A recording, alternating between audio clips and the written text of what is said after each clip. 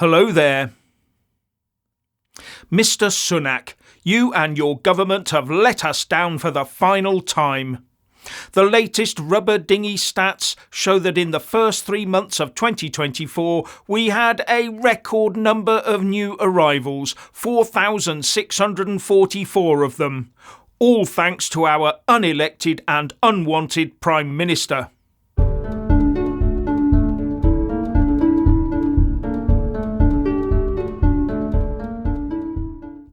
Never listen to what politicians say.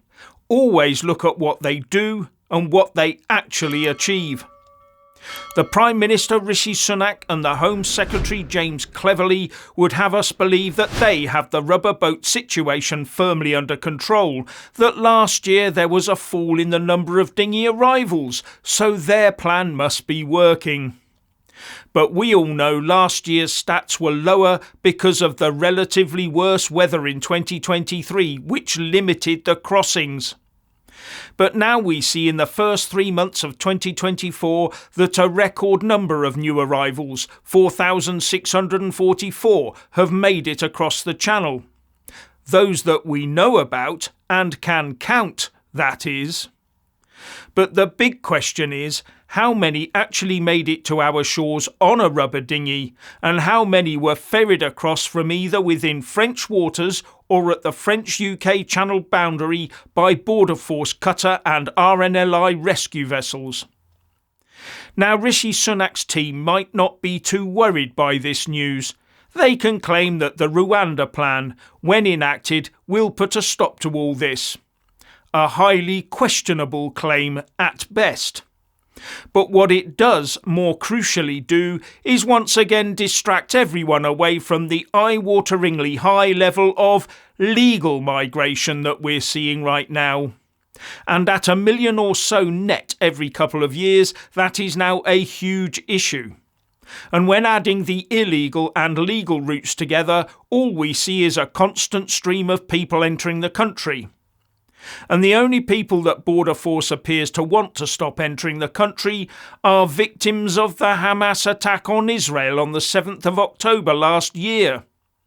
A rather robust one-way conversation by a Border Force official aimed at 2 Jewish survivors of that attack is doing the rounds on social media right now. Something that prompted former Attorney General and Tory MP Sir Michael Ellis to ask the following in Parliament yesterday, along with the answer from the Minister of State, Andrew Mitchell. Sir Michael Ellis. Thank you, Mr. Speaker. The terrorist attack of the 7th of October on Israel has provoked widespread anti-Semitism in this country and around the world, and the latest manifestation of this was at Manchester Airport yesterday, where Border Force apparently do not want Israeli Jews to enter this country. 2 innocent victims of the music festival slaughter were berated and told, and I quote, "We have to make sure that you are not going to do what you're doing in Gaza over here," end quote. This is to 2 victims of the Nova Music Festival. Blaming all Jews for the actions of their country is obviously anti-Semitic. These are people in uniform acting for this country as Border Force officers. It is a disgrace beyond all proportion. Their detention was clearly unlawful for several hours. They're being offered free legal representation, which I would urge them to take up. Can the Deputy Foreign Secretary confirm that Jews and Israelis are still welcome to enter this country? Minister. Well, I thank my right honourable and learned friend for his extremely robust comments, Mr. Speaker, which are reflective of an absolutely outrageous, shocking and disgraceful incident which is now being investigated, and the Home Secretary has personally said that he will be investigated it. I think everyone will condemn without reservation the extraordinary events that appear to have taken place at Manchester, made even worse by the details which he gave of the detention which took place. We have to make sure that you are not going to do what you are doing in Gaza over here. I wonder if anyone in Border Force talks to a rubber dinghy arrival in that manner. Because from what I can see, our authorities seem to crave huge amounts of people from a certain other demographic, don't they? To the point that our border force has become best buddies with their opposite numbers in the French Navy, with a mutual backslapping approach to every interaction when the French Navy hands over responsibility for the dinghy occupants to border force. Take a listen to this radio exchange. So I understand we have a handover with you. Defender, would you please remain in current location until we start embarkation, please? Okay, no problem. I stay in my area near the ribs. Many thanks. This is French Time Police. Vessel calling Border Force Hurricane. Good morning, sir. This is French Maritime Police on AIS. It is ESMP-03. We are on your route, coming with one of the ships or the small boat of migrants. Are you ready to receive them or not? Yes, good morning, sir. Yes, we see you there. We have just been tasked to another event, but there is another vessel on its way with an ETA of about 20 minutes. So if you could please stay with them and tell the other vessel, which is Border Force Ranger, will be there. Okay, sir, we're received. We are staying with them and we are waiting for Border Force Ranger. Thank you for cooperation. That's all copied, sir. Many thanks. Force Ranger, go ahead, sir. Good morning, sir. This is French Maritime Police. We are right now on your starboard side. We contact Border Force Hurricane just before. Normally it's you who are coming on our position to take in charge the small boat that we are escorting. French warship, this is Border Force Ranger. Yeah, we're just closing in your position at the moment. We'll be on scene in approximately 5 minutes. Do you have a rough approximation of the numbers on board? There is 5 children. Yes, that's all copied. We'll be with you shortly, and appreciate you just hold station just while we embark. And it's not an isolated incident. There are many circulating the web. Here's another one. Border Force Ranger, this is Foremountain on Channel 16. Yes, we asked to the dinghy if they need assistance. They say to me no. They want UK assistance, but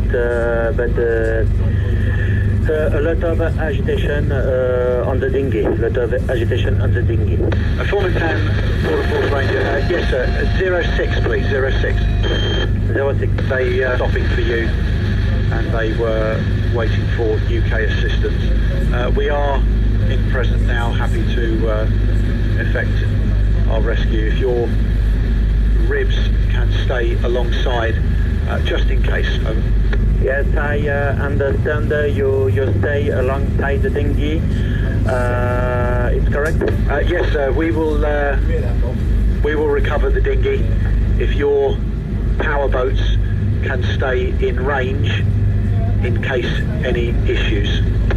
Yes, okay, I with you, sir. I in the area, but you stay alongside the dinghy. I say just in front of you.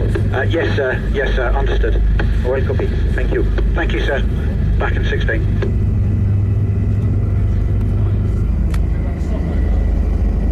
Yes, good morning, sir. I'd just like to pass on my thanks to you and your team on board for supporting us in that rescue. Yes, Border Force Ranger.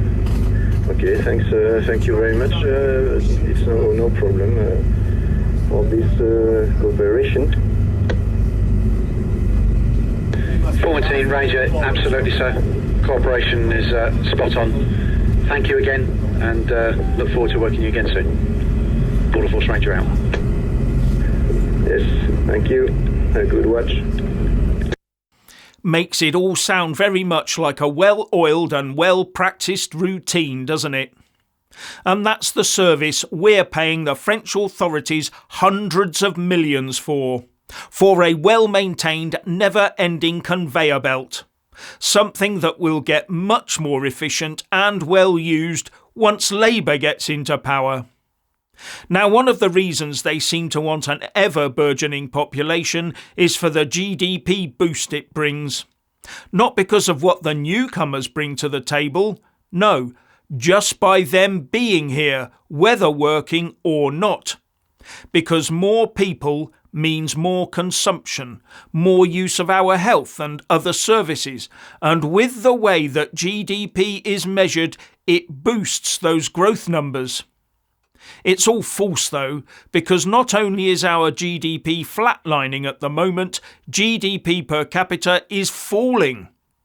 But governments don't care about that. They'll import as many people as it takes to boost GDP. Because a higher GDP allows them to borrow more money on the international markets at a favourable rate. It's all about the debt to GDP ratio. The lower that ratio, the larger they can pile that debt up. Anyway, what should really concern us is that our establishment statisticians are no longer recording data on welfare claims and tax contributions by nationality. We are constantly being told that immigration is a great boon to the economy, so I do find it strange that the government does not collect and release the very data that would prove the case that the socialists want us to believe. Unless, of course, as Tory MP Neil O'Brien put out on X, following DWP's decision to stop publishing data on welfare claims by nationality, HMRC told me today they have stopped publishing data on tax contributions by nationality. The data we need to have a more sensible conversation about migration is being deleted, not improved. Yes, indeed. And as I understand it, we also do not collect or do not make available equivalent stats on things like violent crime. But it has surfaced that one EU country does, Denmark. And when taking the population sizes of the country of origin into account, it makes for sobering reading. This graph shows the violent crime conviction rate in Denmark by nation of origin between 2010 and 2021. And as you can see, those from Kuwait, for example, are about 9 times as likely to commit a violent crime than someone from Denmark. Although the lefties would have you believe that this is all based on racism by the courts and the police and the rest of us, etc., and that we're only convicting some people from abroad. Now, the production of these stats by the Danes is likely to put them on the world's lefty woke naughty step for decades to come.